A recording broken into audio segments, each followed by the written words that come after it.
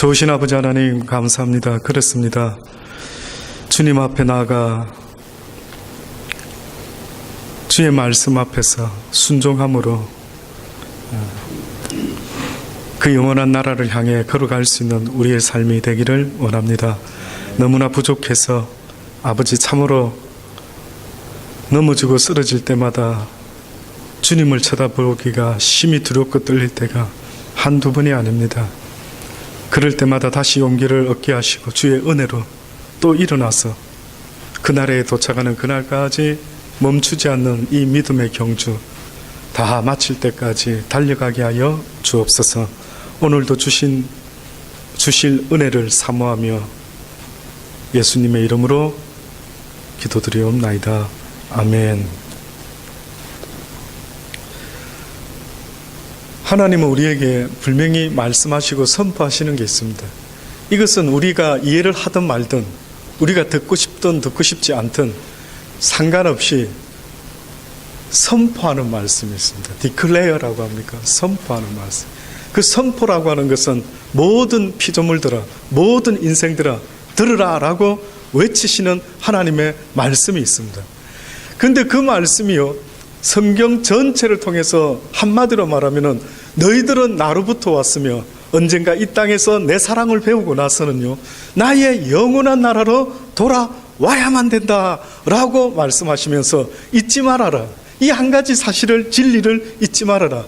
너희는 이 땅에서 영원히 살려고 태어난 이들이 아니라 이 땅에서 사는 날 동안 내 사랑이 어떠한지를 배우고 어떻게 보면 내 나라에 왔을 때에 너희는 나와 함께 영원히 그 사랑을 고마워하며 만끽하며 그 사랑에 취하여 좋으신 나의 하나님, 좋으신 나의 하나님, 그렇게 영원토록 나와 함께 살게 될 것이래. 이것이 어떻게 보면 하나님이 우리 인생에게 계속해서 전해주기를 원하는 성경의 메시지다라고 저는 믿어 의심치 않습니다. 잊지 마세요. 내가 가야 할 목적지가 있다는 사실을 한시도 잊어서는 안 된다는 것 가슴에 새기시기를 바랍니다. 그런데 가끔 보면 안타까운 것은요, 그 달려갈 목적지를 잃어버리고 주저앉아버리고 멈춰서는 이런 일들이 인생 가운데 있는 것 같아요. 다시 말하면은 내가 무엇을 먹든지 마시든지 결국 그 목적이 있단 말이죠. 오늘도 내가 먹는 이유, 오늘도 내가 살아가는 이유, 오늘도 내가 열심히 땀 흘려 일하는 이유, 그 이유가 있다라는 말이죠. 그런데 그 이유를 어느 때는 그냥 방심하고 놓쳐버릴 때가 한두 번이 아니에요. 여러분 스스로 돌아보세요. 내가 그 목적이 뭐였는지를 잊어먹었나? 아니면 아직도 기억하고 있는가? 여러분의 삶의 목적이 뭡니까? 예수를 알기 전까지는요, 인생의 목적이란다면 거의 모든 사람들이 뭐라고 말합니까? 이 땅에서의 명예와 부와 권세와 능력과 건강함과 행복함과 이것이 그들의 삶의 목적이 되었겠죠. 그러나 하나님을 알고 나서부터 그 영원한 나라가 있다라는 걸 알고 난 이후로부터는요, 하나님을 믿는 모든 사람들의 삶의 목적이 달라진 사람들이 되고 마는 겁니다. 하나님을 아는 걸 말하는 게 아니죠. 하나님을 몰랐다가 하나님을 알았다라는 정도의 이야기가 아니고요, 하나님을 알기 전에 인생의 목적과 하나님을 알고 난 이후에 인생의 목적이 달라지고 말았다라고 고백하고 그 이후로부터 다르게 살아가는 사람의 모습, 이것이 바로 변화된 믿음의 사람들의 모습입니다. 하나님은 지금도 우리에게 요구하는 것은 딱 두 가지밖에 없습니다. 하나는 변화와 또 다른 하나는 열매를 말씀합니다. 성경 전체를 읽어보세요. 너희가 변화되기를 원한다. 너희가 열매 맺기를 원한다. 그런데도 불구하고 아직도요, 수많은 사람들이 하나님을 아는 것에서 그치고 달려가지를 못하고 멈춰버리고 말았다고 성경은 얼마나 안타깝게 지적하고 있는지 이런 말할 수가 없습니다. 꼭 육상 선수가, 마라톤 선수가 달리기를 하는데, 여러분 생각할 때 마라톤 선수들이 마라톤을 시작할 때에 알아야 될 가장 중요한 것 하나만 꼽아라 한다면 뭘까요? 예, 목적지를 알아야 됩니다. 꼬링 지점을. 근데 만약에 마라톤에 딱 임했는데요, 뛰다가 이럽니다. 가만히 있어라, 내가 어디까지 뛰어야 되지? 모르고 있다면 너무나 어처구니가 없죠. 그런데 인생도 그런 겁니다.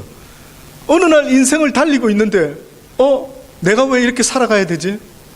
내가 왜 태어났지?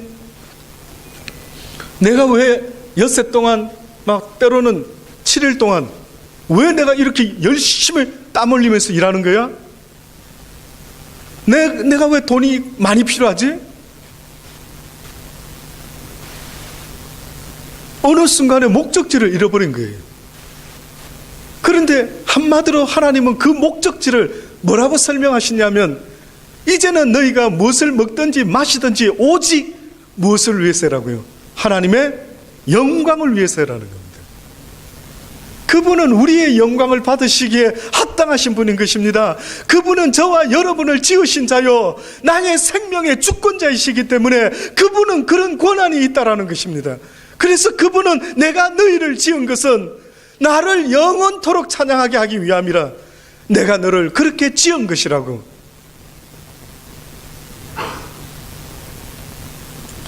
그럼에도 불구하고 성경의 많은 사람들 가운데요, 이 주님의 명령에 순종함으로 이제는 하나님께 영광 돌리며 그분을 영화롭게 하며 경외하며 살아가는 삶의 모습을 성경은 딱 한마디로 내 말에 순종하라, 그러면 네가 나를 참으로 경외하는 줄을 알 것이라, 이 한마디밖에 없습니다.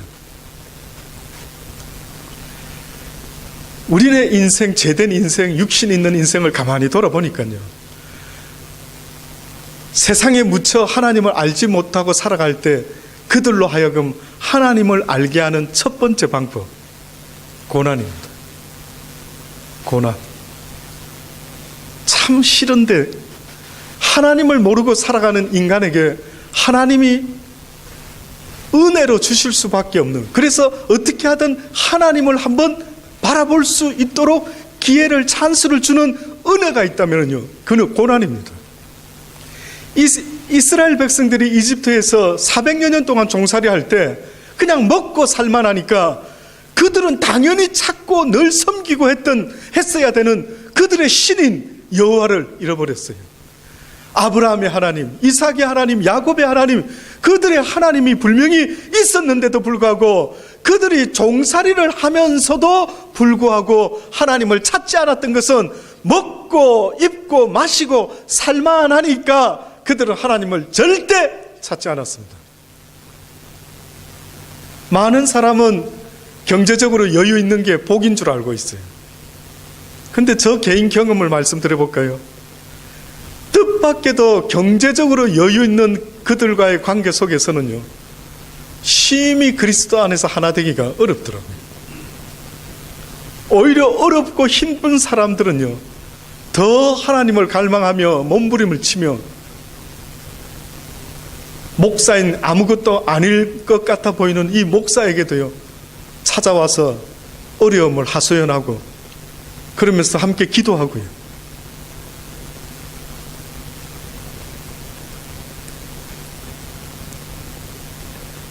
뜻밖에도 세상의 어떤 것들이요, 하나님을 섬기는 일에 얼마나 방해가 되는지 모릅니다. 하나님은 조금 부드럽게 해주시면 좋았을 걸, 재물도 열심히 벌고 또한 나를 찾으라, 뭐 이렇게 해주셨으면 좋겠는데, 뜻밖에도 성경의 말씀을 읽어보면 어떤 면에서는 너무 극단적인 거예요. 주님 아니면 세상, 세상 아니면 주님, 둘 중에 하나를 택해라는 분위기가 바로 성경에 말하는 분위기입니다.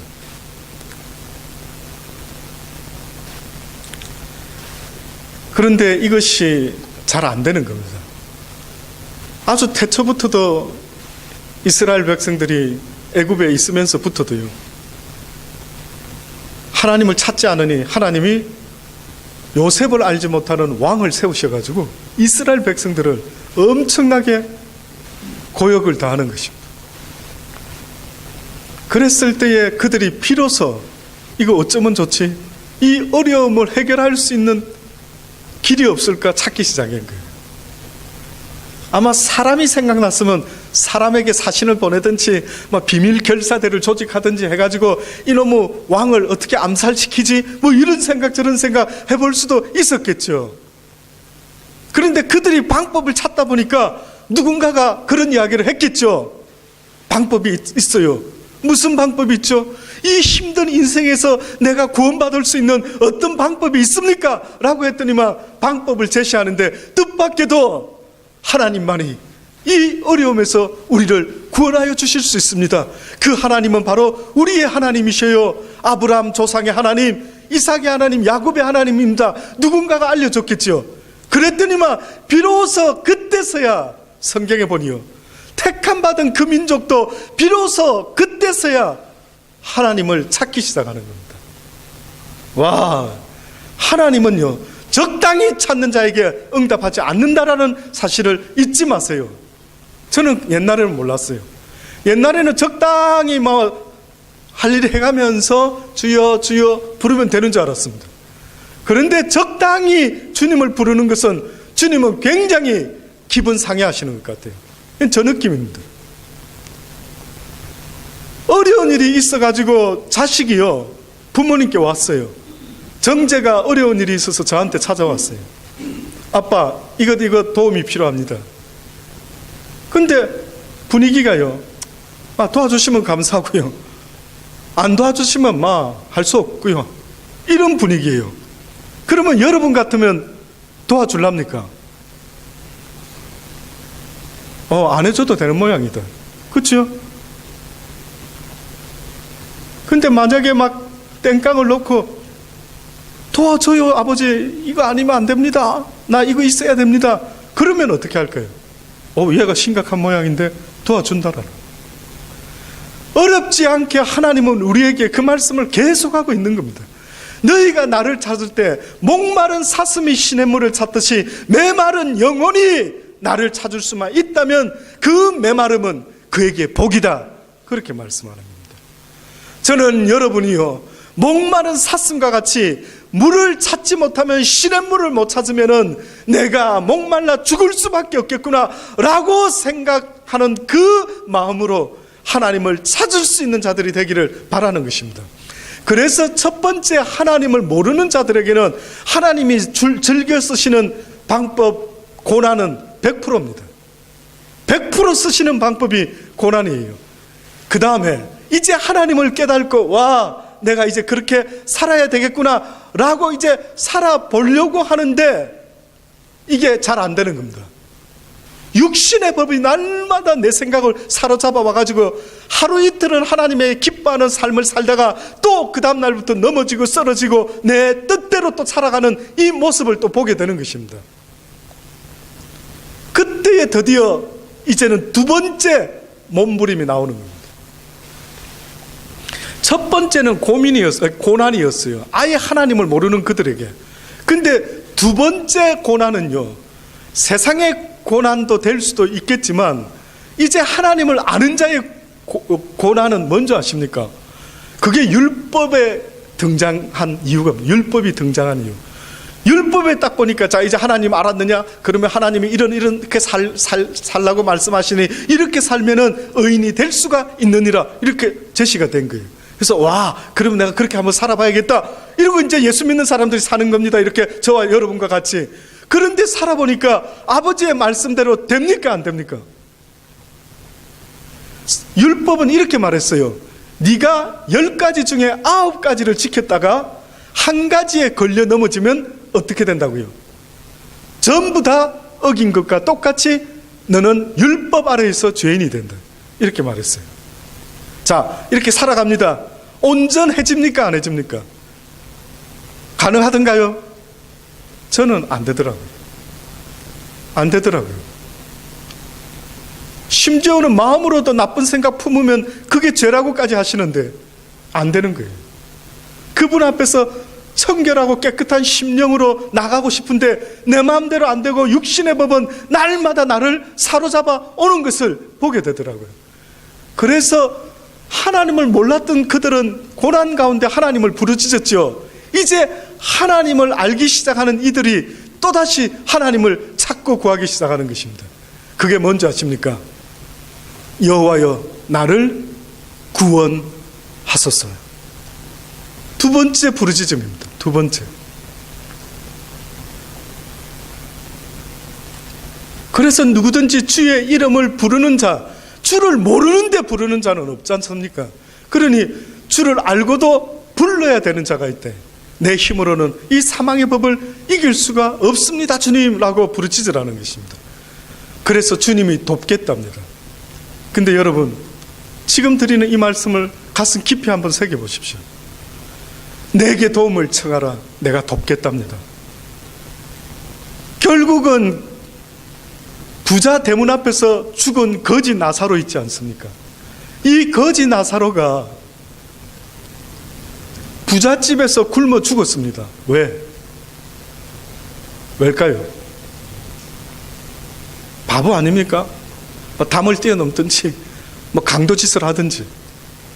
근데 거지 나사로가 부잣집 대문에서 굶어 죽었습니다. 그럼 그 사람 머릿속에는 무슨 생각하다가 굶어 죽었을까요? 거기 앞에서. 왜 다른 방법 안 찾죠?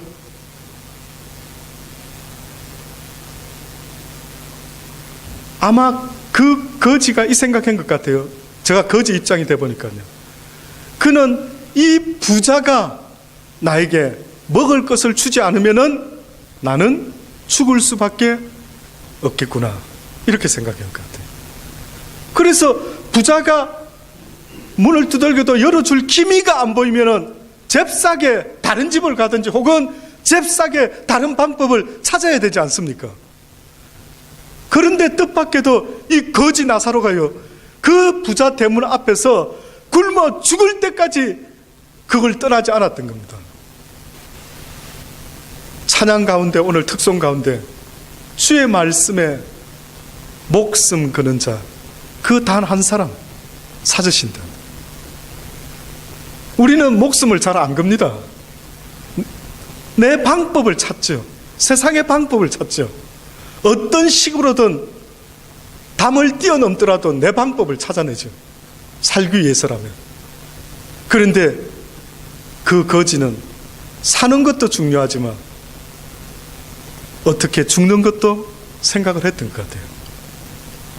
그래서 끝까지 버티다가 구하다가 죽었던 것처럼요, 지금도 하나님은 저와 여러분에게 나의 말에 목숨 걸 수 있겠느냐 물어보시는 거예요.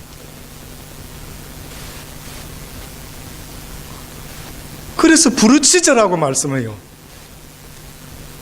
응답될 때까지 부르짖으라는 것입니다. 예수 믿는데 가장 비참한 게 뭔지 아십니까? 하나님의 뜻을 전혀 모르는 것입니다. 저도 그냥 모태신앙으로 큰 교회에서, 부산에서 엄청 큰 교회에서, 저희 모교회입니다, 그렇게 자라왔더랬어요. 그래서 전도사 생활을 시작하면서 떠났죠. 죄송하지만 그렇게 배워본 적은 없었어요. 저의 하나님이 어느 날요, 저로 하여금 얼마나 목마르게 하시는지, 교회도 부흥도 안 되고 그 사람이 그 사람이고 이러니까 어느 순간에 고마운데도 불구하고 그들이 미워지는 겁니다. 전도도 안 하고, 또 심지어는 더 밉겠으리 어떤 자매는, 목사님 우리는 속닥하니 분위기가 가족 같아서 여기가 좋사오니 그냥 요 분위기 요 숫자 딱 좋습니다. 더 많으면 골치 아플 것도, 어쨌든 그런 분위기로 어떤 자매는 이야기하더라고요. 근데 그 당시 때 저에게는요, 절망이었습니다. 절망. 와, 하나님, 나 같은 목사는 필요 없는 겁니까? 이 생각이 들더라고요. 그 이유가 이 숫자에 있었어요. 숫자에. 어느 목사는 크게 교회를 만드는데 내가 그 사람보다 뭐 못하지? 내가 그 목사보다 뭐가 못한데 왜 나는 이렇지? 내가 그분들보다 공부를 안 했나? 음악을 안 했나? 신학을 안 했나? 외모가 떨어지나 준수하지 아담하지 온갖 생각을 하면서요. 와, 그게 생각이 막 들어오기 시작하니까 도무지 참을 수가 없는 겁니다. 그래서 제가요 한번 하나님께 도전장을 냈죠. 그만둘랍니다. 이제부터 사람을 낚는 어부는 포기하고 물고기 낚는 어부가 되겠습니다. 그렇게 결심하고요, 저희 아내에게 이야기했습니다. 여보, 나는 부족하니까 사람을 낚는 어부 역할은 못할 것 같고 그냥 물고기를 잡는 어부가 되고 싶소. 내가 물고기 잡아줄 테니까 그대는 피쉬앤칩스 숍을 고스포드 쪽에다가 하나 알아봐가지고 거기서 한번 장사를 했으면 좋겠어. 거짓말 같으십니까 혹시? 얼마나 이야기했는지 모릅니다. 우리 사모가 아예 귀에 딱지가 않도록요, 제가 가자고, 글로 가자고. 그때 저 심정이요, 그 아버지 앞에 얼마나 애절하게 부르짖었는지 모릅니다. 정말 혹시 여러분 그런 경험 느껴보신 적 있습니까? 기도하다가 숨이 끊기겠구나, 아, 나 이렇게 계속 애를 쓰다가 애간장을 쓰다가 아, 이게 이렇게 사람이 확 쓰러지겠구나, 혹시 그런 거 느껴보신 적 있습니까? 예수님이 기도하실 때에 땀방울이 핏방울이 됐댔어요. 그러면 여러분요, 이제까지 여러분이 살아오시면서 단 한 번만이라도 하나님 앞에 기도하실 때에 내 생명을 걸은 적이 있습니까? 나 이렇게 기도하다가 어찌 되는 것 아니야, 이거 어떻게 생각하죠? 여러분, 애간장을 끓여본 적이 없는 사람에게는요, 이것을 설명하기가 너무나 어려워서 제가 도대체 여러분 일생 가운데 살면서 애간장을 졸여본 적이 있으십니까? 혹시 결혼할 때요, 나 이 남자하고 결혼해야 되는데, 나 이 여자하고 결혼해야 되는데, 언제입니까? 그때 애간장을 졸일 때의 그 심정처럼요, 하나님은 말씀하고 있는 겁니다. 목마른 사슴과 같이 나를 찾지 아니하면 나는 그렇게 싼 하나님이 아니라는 겁니다. 그래서 세상을 뒤로하고 오직 그 전능자 앞에 나올 수 있도록 은혜를 입고 싶은데 멀쩡한 정신에는 그게 안 되는 겁니다. 그래서 하나님이 고난을 주시고 또 하나님이 이 말씀대로 살아보려고 하니까 안 되는 걸 처절하게 깨닫게 하셔가지고요, 주님 앞에 나올 수밖에 없도록 말씀하고 계시는 것입니다. 오늘 성경 본문의 이 말씀은 바로 그렇게 살아야 되는, 누구보다도 앞장서서 이 진리를 이렇게 가르쳐주고 우리가 하나님 앞에서 이제 말씀 가운데 순종하며 하나님이 기뻐하는 순종의 삶을 살아가십시다, 그래서 영원한 나라를 기약하십시다 라고 이렇게 외쳐줬어야 되는데, 예수님이 예루살렘에 입성한 주일날 그 첫 번째 그 다음날 무슨 일을 하셨다고요? 성전을 청결케 하시면서 무화과 나무를 저주하시고 열매 없는 무화과 나무를 나무라셨죠. 그 다음에 공식적으로 둘째 날 화요일 날 하신 일이 뭔지 아십니까? 화요일 날 예수님이 하신 일이요, 오늘 이 두렙돈 과부가 헌금한 이야기입니다. 대한민국에 계시는 목사님들이요, 교인들에게 헌금 설교할 때에 쓰는 단골 본문이 바로 앞부분을 제외한 우리가 읽었던 본문의 말씀입니다. 앞부분을 제외하고는 41절부터 이렇게 나와 있죠. 예수께서 연복궤를 대하여 앉으사 무리의 연복궤에 돈 넣는 것을 보실세. 여러 부자는 많이 넣는데 한 가난한 가부는 와서 두렙돈 곧 한 고두란트를 넣는지라. 예수께서 제자들을 불러다가 이르시되 내가 진실로 너희에게 이르노니 이 가난한 가부는 연복궤에 넣은 모든 사람보다 많이 넣었도다. 두렙돈은 참새 반마리 살 수 있는 돈입니다. 어마어마하게 작죠. 당시에 성전 안에 보면 여인의 뜰이 있었습니다. 여인의 뜰이. 거기다가 헌금 바구니가 아니고 헌금 항아리를요 13개를 아마 갖다 놓은 모양입니다. 여인의 뜰에 13개 헌금 놋쇠로 만든 항아리를 갖다 놓는데, 하필이면 놋쇠로 만들어 놓은 이유가 뭐냐면요, 그 당시 때 주로 내는 돈이, 화폐가 다 쇠나 금붙이나 놋이나 이런 종류였습니다. 그래서 땅그랑 소리 나면은 대충 소리만 들어도 얼마짜리 헌금했구나 다 알 수 있도록, 그래서 사람들이 자극받아 가지고 헌금을 어떻게 보면 좀 더 잘할 수 있도록 하기 위해서요, 헌금을 놋 항아리로 만들어서 13개를 비치해 놨다고 합니다. 그래도 명색의 이름은요, 9개는 성전 세나 재물을 대신하는 헌금으로 사용을 했고요, 나머지 4개는 가난한 자를 돕는 데 쓰일 재원을 마련한다라는 이유로 그렇게 구별해서 아주 좋은 취지로 헌금함을 놋쇠로 만들어 놨던 모양입니다. 그런데 오늘 지금 이 성경의 이야기는요, 무슨 이야기냐면은 여인이 헌금을 많이 했다. 그런데 부자들은 실제 많이는 했지만 그들은 넉넉한 가운데 한 거니까 실질적으로는 이 여인이 헌금을 최고로 많이 한 거다. 정말 내가 그 마음과 중심을 보았노라. 그래서 나는 이 여인을 칭찬하기를 원하노라. 이렇게 되는 설교인가 싶었는데 이렇게 되는 설교가 아닌 거예요. 주님이 만약에 이렇게 헌금한 여인을 칭찬하려고 하는 의도가 있었다면 당연히 그 여인이 있을 때에, 자 보아라, 너희도 이 여인과 같이 이렇게 하면 좋겠다. 이 여인이 행한 것이 복음이 전파되는 곳에 함께 이 이야기도 전파되리라. 이렇게 흘러갔으면 확연하게 맞네요. 우리는 헌금을 할 때 남김없이, 비록 내가 가난하다 할지라도 깡그리 헌금을 다 해야 되는군요. 이렇게 전파되고 또 전파됐겠죠. 그런데 뜻밖에도 그렇게 전파된 것이 아니고요, 예수님이 이렇게 말하신 이유가 있었던 것입니다. 보니까 그 이야기가 바로 있기 직전에 예수님께서 가르치고 계시는데 뭐라고 가르치고 계셨냐면, 긴 옷을 입고 다니는 것과 시장에서 문안받는 것과 회당의 상자와 잔치의 상석을 원하는 서기관들을 삼가하라.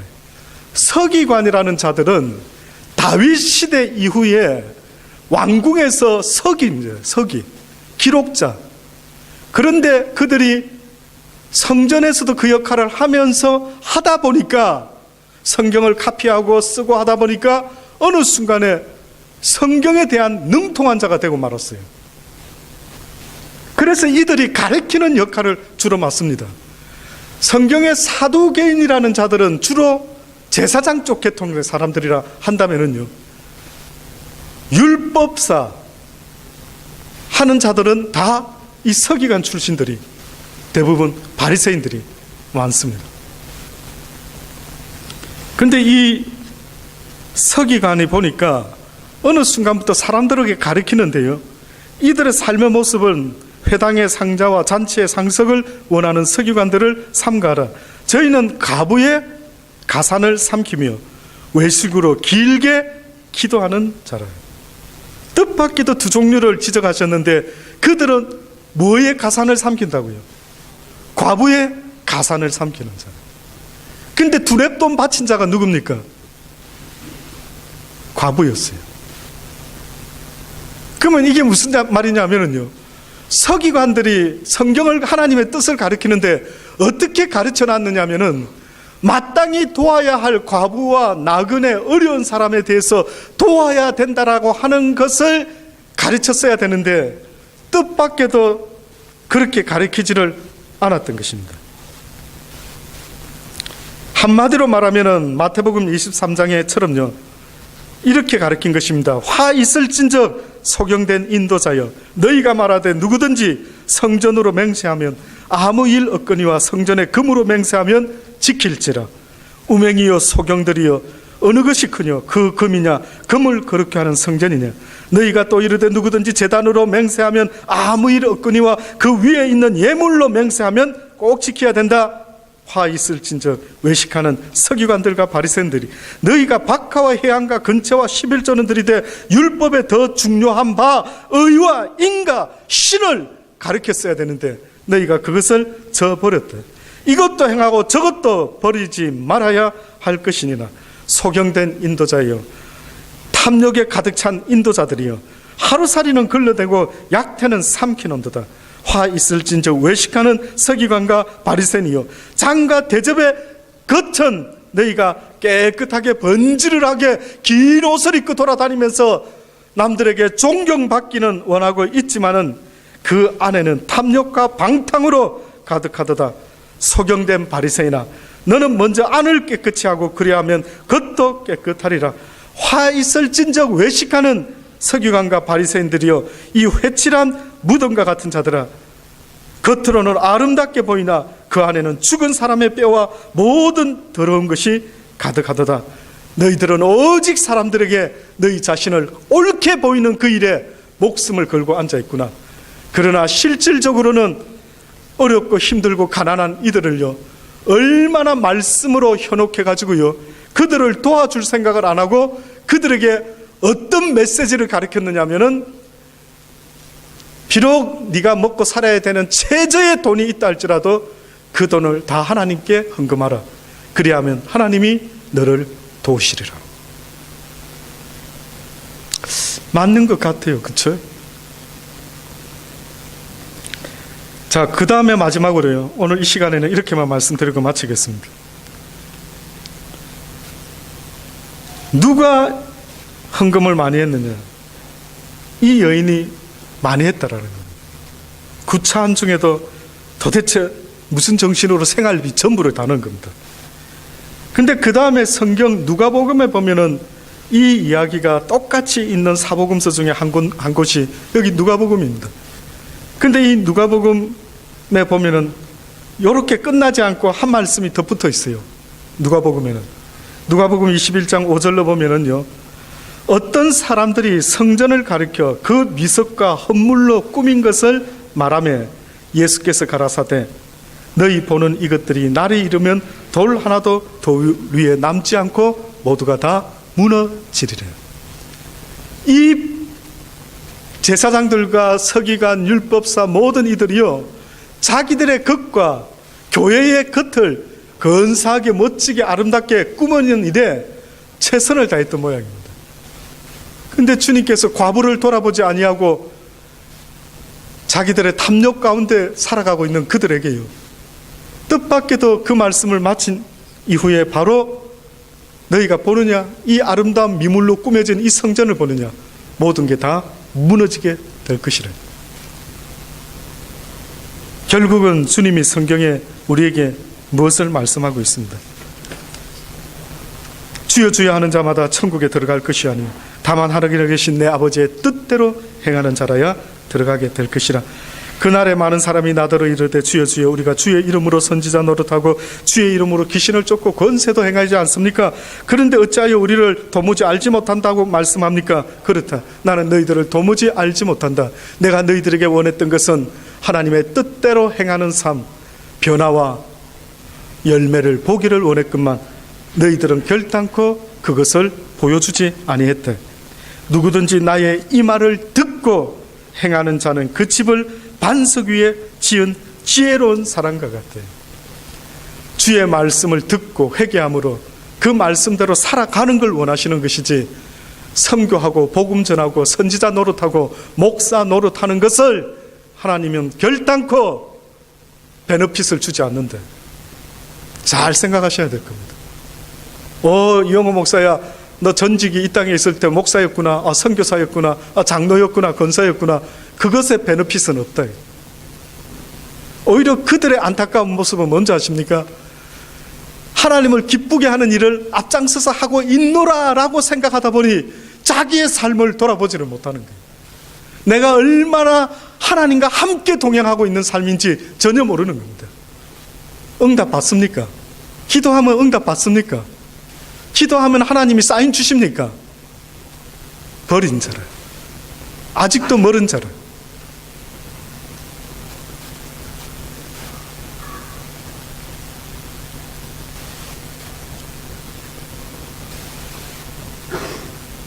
저도 저 마음대로 목회하는 거 아닙니다. 저 마음대로 했으면 아마 꽤나 많은 사람이 지금쯤 모여있지 않았을까, 저는 그렇게 생각합니다.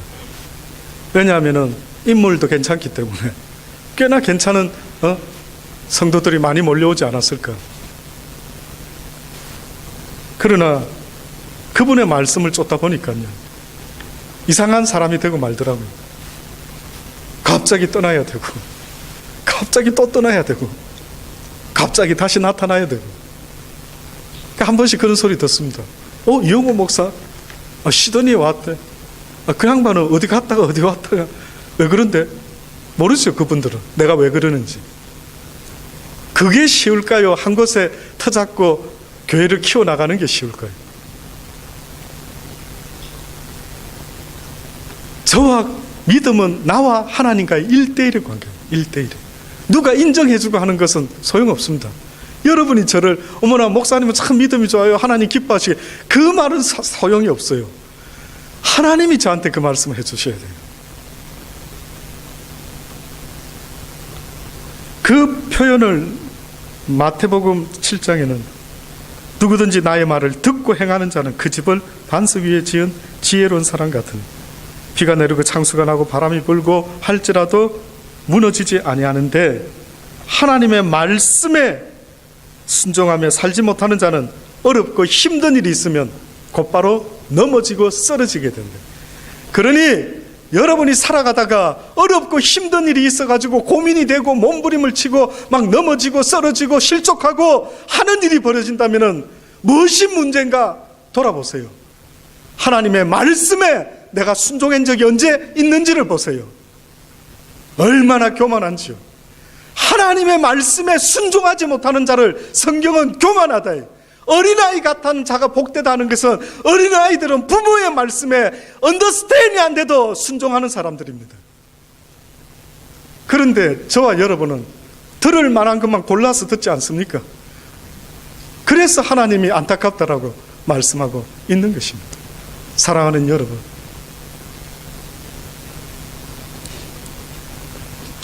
그 말씀에 순종하며 바리새인과 율법학자들이 그렇게 세상의 것에 욕심내므로 하나님 앞에 올바로 가르치지 못했던 그들의 결과가요,